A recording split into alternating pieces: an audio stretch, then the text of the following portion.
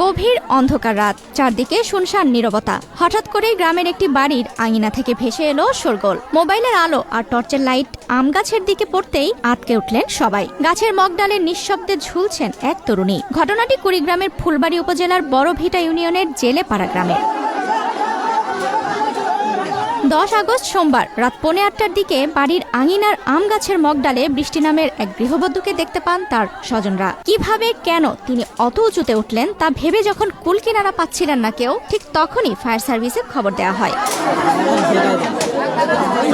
খবর পাওয়ার সাথে সাথেই ঘটনাস্থলে পৌঁছায় ফুলবাড়ী ফায়ার সার্ভিসের একটি চৌকস টিম। আধার রাতে আম গাছের ওপর টিনের চালে উঠে ফায়ার সার্ভিসের সদস্যরা অত্যন্ত সতর্কতার সাথে উদ্ধার অভিযান শুরু করেন। ভিডিওতে দেখা যায় টিনের চালের ওপর দাঁড়িয়ে ফায়ার সার্ভিসের সদস্যরা গাছ থেকে অবচেতন অবস্থায় ওই নারীকে টেনে নামাচ্ছেন এবং নিচে দাঁড়ানো স্থানীয়দের সহায়তায় নিরাপদে মাটিতে নামিয়ে আনছেন। প্রায় 10 মিনিটের এক রোমাঞ্চকর অভিযানের পর অবশেষে নিরাপদে উদ্ধার করা হয় ওই নারীকে। উদ্ধার হওয়া তরুণী বৃষ্টি আক্তার ওই এলাকার মোহাম্মদ জিলহানির স্ত্রী। উদ্ধারের সময় তিনি সম্পূর্ণ অচেতন অবস্থায় ছিলেন। তবে রাতের আধারে ঠিক কী কারণে এবং কিভাবে তিনি গাছের মগডালে উঠলেন সে বিষয়ে তার পরিবারের তরফ থেকে এখনো স্পষ্ট কিছু জানা যায়নি। ঘটনাটি ঘিরে পুরো এলাকায় রহস্য ও চাঞ্চল্যের সৃষ্টি হয়েছে।